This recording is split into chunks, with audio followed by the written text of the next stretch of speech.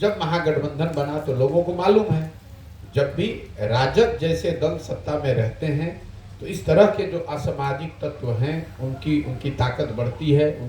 उनकी सोच में ऐसा होता है कि हम जो चाहे वो कर सकते हैं। और ये कोई हमारा आपका आकलन नहीं है। तो बिहार ने 15 साल तक इन लोगों का जंगल राज देखा है कि इनकी जब सत्ता होती है तो किस तरह समाज में लॉ एंड ऑर्डर, कानून व्यवस्था बिगड़ती है, लोगों ने देखा है। अब उसी का स्वरूप धीरे धीरे आपको सामने दिख रहा है। तो लॉ एंड ऑर्डर के लिए शराबबंदी और राजद जैसे दल का सरकार में शामिल होना, ये दोनों चीज है। और कहीं ना कहीं नीतीश कुमार ने कुर्सी की लालच में जैसे सारी बातों पर उन्होंने समझौता कर लिया, वैसे कानून व्यवस्था पर भी उन्होंने समझौता कर लिया। मैं आपको एक स्पेसिफिक उदाहरण दे देता हूँ। 2015 में जब महागठबंधन की सरकार बनी, उसमें 4 ऐसे नाम राजद की ओर से, राजद नेतृत्व की ओर से आए थे। 4 विधायकों का नाम जिनको मंत्री बनाने की मांग राजद ने रखी थी। क्योंकि कोalition की सरकार है तो दल वाले ही अपना नाम भेजते हैं। उन 4 विधायकों को मंत्री इसलिए नहीं बनाया गया था कि हम लोग की सोच थी कि भाई इस तरह के दागदार लोग अगर मंत्रिमंडल में आ जाएंगे तो फिर सरकार और सुशासन और गवर्नेंस की बात कहाँ रह जाएगी। मैं नाम नहीं लेना चाहता हूं, लेकिन वो 4 विधायक आज इस सरकार में मंत्री हैं। तो जब आप उस तरह के क्रिमिनल बैकग्राउंड के लोगों को, बालू माफिया को, शराब माफिया को सरकार में, मंत्रिमंडल में जगह दे देंगे तो आप कानून व्यवस्था की बात करना ही बेमानी है। और वही हो रहा है बिहार में। क्या लगता है ये सिलसिला जारी रहेगा या फिर कुछ और बिगड़ेगा क्योंकि मैंने इसलिए आपको बताया कि अक्टूबर नवंबर 2022 में लोगों के मन में डर था। जनवरी फरवरी आते आते वो लोगों को दिखने लगा। और अब जैसे जैसे समय बढ़ रहा है, बीत रहा है, और राजद के जो नेता हैं, उसके कार्यकर्ता हैं, उससे जुड़े हुए जो आपराधिक तत्व हैं समाज में, उनकी ताकत बढ़ रही है, उनका मनोबल बढ़ रहा है, और वो क्राइम उसके साथ साथ बढ़ेगा। और इसके साथ साथ नीतीश कुमार सरेंडर करके कुर्सी की लालच में बिहार के लोगों के भविष्य को उन्होंने छोड़ दिया है कि जिसको जो होना है करो, मैं कुर्सी पर बैठा रहूं। तो शिक्षक बहाली में काफी अनियमितता सामने आ रही है, क्या कहना चाहेंगे? देखिए, मैं जब से ये बहाली का मामला शुरू हुआ है तब से मैं कह रहा हूँ कि ये सरकार की कैपेबिलिटी के बाहर है कि ये शिक्षक 10 लाख लोगों को नौकरी दे दें। कुछ लोगों ने आके कहा कि भैया आप तो कहे थे कि नहीं कर पाएंगे, 1.25 लाख लोगों को बहाल कर दिया। तो पहली बात, 1.25 लाख नए लोगों को नौकरी नहीं मिली है। इसमें आधे से ज्यादा वो लोग हैं जो पहले से सरकारी नौकरी में थे, नियोजित शिक्षक थे। अब उनका सर्विस कंडीशन बदल गया, अब वो नियोजित शिक्षक के बजाय सामान्य शिक्षक हैं, राज्यकर्मी। आधे से ज्यादा लोग वो हैं जो पहले से नौकरी में थे। ये नए लोगों को नौकरी नहीं मिली है। सरकार सबको बरगला रही है कि हमने 1.25 लाख लोगों को, नए लोगों को नौकरी दे दी। जो बाकी के आधे लोग बच गए, आधे से थोड़ा कम, उसमें आधे से ज्यादा लोग, मतलब आधा जो बचा, जो नए लोगों को नौकरी मिली, उसमें आधे से ज्यादा लोग बिहार के बाहर के लोग हैं। तो बिहार के नए लोगों को 1,25,000, अभी सरकार ये आंकड़ा जारी नहीं कर रही है। और जिस दिन से नियुक्ति का अपना पीठ थपथपा रहे हैं और बिहार के गरीब जनता का पैसा देकर विज्ञापन छाप रहे हैं, अभी तक इन्होंने नहीं बताया कि 1,25,000 में कितने लोग ऐसे हैं जो पहले से शिक्षक थे जिनका सर्विस कंडीशन बदला, कितने लोग ऐसे हैं जो दूसरे राज्य के लोग हैं जो डोमिसाइल नीति को चेंज किया गया उसकी वजह से वो बने हैं, और कितने बिहार के बच्चों को, नए बच्चों को रोजगार मिला है। और इसके बाद जो अनियमितता वाली बात है वो तो है ही। अभी आप इसको थोड़ा आगे बढ़ने दीजिए।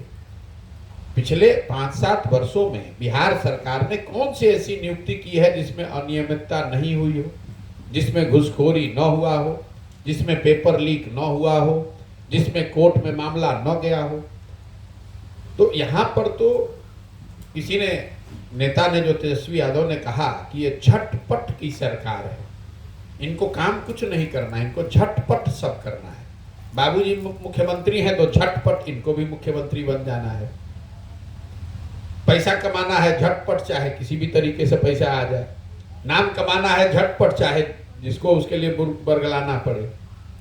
तो किसी भी व्यवस्था को सुधारने के लिए झटपट करने से तो नहीं होगा। जीवन की जो सिद्धांत हैं वो बताते हैं कि बहुत स्थिरता से, गंभीरता से ही चीजों को सुधारा जा सकता है, झटपट करने से नहीं। जब जिस सरकार की मेंटालिटी झटपट की है तो यही होगा, झट से पैसा दीजिए, फट से अपना काम करा लीजिए। यही इनकी मेंटालिटी है, यही इनका कैरेक्टर है इस सरकार का। नीतीश कुमार जी फिर विशेष राज्य की मांग करने लगे हैं चुनाव के समय, क्या? अरे भाई देखिए, नीतीश कुमार जी का उम्र हो गया, अब आप लोग उनको छोड़ दीजिए। नीतीश कुमार जी की उम्र हो गई है और राजनीति का एक अंतिम दौर उनका चल रहा है। 2-4-5 महीने, कुछ महीने बचे हुए हैं, अब जो उसमें करना चाहते हैं कर लें। विशेष राज्य का दर्जा 2012-13 में दिल्ली में इन्होंने रैली की थी। 12-13 से आज 23, 10 साल हो गया। 10 वर्ष में 5 वर्ष से ज्यादा नीतीश कुमार भाजपा के साथ सरकार में मुख्यमंत्री थे।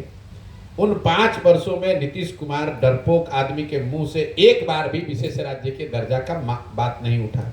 अब जाकर किसी जदयू के नेता से पूछिएगा तो वो ये कहेगा कि हम तो हमेशा मांग करते थे, भाजपा वालों ने नहीं दिया, हमने खुली चुनौती दी है। नीतीश कुमार ने पिछले 10 वर्ष में जब भाजपा के साथ थे और जो जब नहीं है, एक बार भी प्रधानमंत्री से अगर मुलाकात की हो कि भैया विशेष राज्य का दर्जा हमको दीजिए, आप हमको मुलाकात का खबर दिला दीजिए, हम मान लेंगे कि ये बात इनकी सही है। ये आदमी यहाँ खड़ा होके कोई प्रपंच गाता है, सीट का शेयरिंग के लिए जाकर भाजपा के नेतृत्व के साथ महीनों बैठे रहते हैं। आपको कास्ट सेंसस कराना था तो आप वहां जाकर सर्वदलीय बैठक लेकर प्रधानमंत्री से मिलने गए। विशेष राज्य के दर्जा के लिए कब गए मिलने आप प्रधानमंत्री से? जब साथ में थे तो मोदी जी को महामानव बता रहे थे, सष्टांग दंडवत कर रहे थे पब्लिक के सामने, और आज खड़ा होकर कह रहे हैं कि हर जगह विशेष राज्य का दर्जा। अरे 32 साल से लालू नीतीश ये लोग का यही काम है, पूरे राज्य को बर्बाद कर दिया, अनपढ़ बना दिया, मजदूर बनाने का फैक्ट्री बना दिया, और रोज एक नया सगुफा लेकर चला आता है। अभी आपने देखा, कह रहा है समाज के वंचित लोगों का हक मारी हुआ है। कोई ये नहीं पूछ रहा है कि भैया हकमारी किया किसने? 32 साल से सत्ता में तुम बैठे हो तो हकमारी किसने किया? तुम्ही को तो हक देना था। आरजेडी वाले और जदयू वाले बताए कि कितने अति पिछड़ों और मुसलमानों को उन्होंने टिकट दिया है विधायक और सांसद के तौर पर। कितने विधायक और सांसद जो जीत कर आए हैं उन्होंने अपने मंत्रिमंडल में जगह दिया है। बिहार सरकार का बजट है 2,46,000 करोड़, उसमें 60% बजट की जो विभाग है वो सिर्फ 2 आदमी के पास है, नीतीश कुमार और तेजस्वी यादव। मेरे भाई, किसके वंचित होने की बात कर रहे हो? कल बनाओ मुसलमानों को गृह मंत्री, कौन रोक रहा है? पथ निर्माण विभाग, शिक्षा विभाग, ग्रामीण कार्य विभाग, शहरी अर्बन डेवलपमेंट आप मुसलमान को दीजिए, अति पिछड़ों को दीजिए, दलित को दीजिए, कौन रोक रहा है? हक मार के जो बैठे हैं, चोर मचाए शोर, जो हक मार के बैठा है वही हल्ला मचा रहा है कि हकमारी हुई है। अरे 32 साल से तुम लूट रहे हो, तुम सत्ता पर बैठे हो, तुमने हक किसी को नहीं दिया, तो अब ना हल्ला क्यों मचा रहे हो? सर एक और आखिरी सवाल, एक भी विद्यालय भूमिहीन नहीं रहेंगे ऐसा उनका आदेश आया है, इतना दिन क्या कर रहे थे, क्या करना चाहिए? भैया, नीतीश कुमार के शासनकाल का जब इतिहास लिखा जाएगा तो उस व्यक्ति के मुख्यमंत्री रहते हुए बिहार की शिक्षा व्यवस्था के ध्वस्त होने को सबसे बड़ा काला अध्याय बताया जाएगा। ऐसा इसलिए कि मान लीजिए कि कल एक अच्छी सरकार आ जाए तो यहाँ सड़क बन जाएगी, फैक्ट्री लग जाएगी, लेकिन जो 2 पीढ़ियाँ नीतीश कुमार के मुख्यमंत्री लालू नीतीश के राज में पढ़कर इस व्यवस्था से निकली हैं, अब कल कोई भी सरकार आ जाए उसको पूरे जीवन भर उन बच्चों को, उन लोगों को शिक्षित समाज के पीछे ही रहना है। अब उनको कोई जीवन में सुधार नहीं सकता है। और इस आदमी ने समता मूलक शिक्षा नीति के नाम पर पूरी शिक्षा व्यवस्था को बर्बाद कर दिया और बच्चों को, बिहार के बच्चों के हाथ से किताब कॉपी हटाकर उसके हाथ में खिचड़ी का प्लेट पकड़ा दिया। सारे बिहार के बच्चे, आपके हमारे बच्चे लाइन लगाकर पढ़ाई नहीं कर रहे हैं, वो खिचड़ी खा रहे हैं। शिक्षक पढ़ा नहीं रहे हैं, खिचड़ी बनवा रहे हैं। तो विद्यालयों से खिचड़ी बट रहा है और कॉलेज से डिग्री बट रहा है। नीतीश कुमार का यही राज है। वो भूमि दे दें कि भवन बना दें कि टीचर ला दें, इन्होंने पूरी तरीके से शिक्षा की पूरी सोच को ही बर्बाद कर दिया है। क्योंकि इनको मालूम है कि अगर बिहार में लोग शिक्षित हो जाएंगे तो इनको शिक्षित मुख्यमंत्री मानेगा कौन। अगर बिहार के बच्चे शिक्षित हो जाएंगे तो 9वां फेल आदमी यहाँ का मुख्यमंत्री कैसे बनेगा। तो सब आदमी को अशिक्षित बनाओ और खुद को बहुत बड़ा ज्ञानी बता दो। नीतीश कुमार पढ़े लिखे व्यक्ति हैं, समझदार व्यक्ति हैं, लेकिन नीतीश कुमार बिहार के एकमात्र पढ़े लिखे आदमी नहीं है। उनसे पढ़ा लिखा बहुत ज़्यादा यहाँ आदमी है। अपने इर्द गिर्द सारे अनपढ़ों को बैठाता है और अपने को बताता है कि हम ही सबसे बड़े ज्ञानी आदमी। अगर पूरा बिहार अनपढ़ न हो तो किस राज्य में मुख्यमंत्री 9वां फेल हो सकता है? यहाँ पर हो सकता है, क्योंकि पूरे 30 बरस से सारे बच्चों को अनपढ़ बना दिया गया। उनको खिचड़ी खिला रहे हैं, मजदूरी करा रहे हैं और जात के नाम पर, धर्म के नाम पर उनका वोट ले रहे हैं। यही इनका सिद्धांत रहा है, यही ये कर रहे हैं। समाजवाद के नाम पर इन लोगों ने बिहार में गरीबी और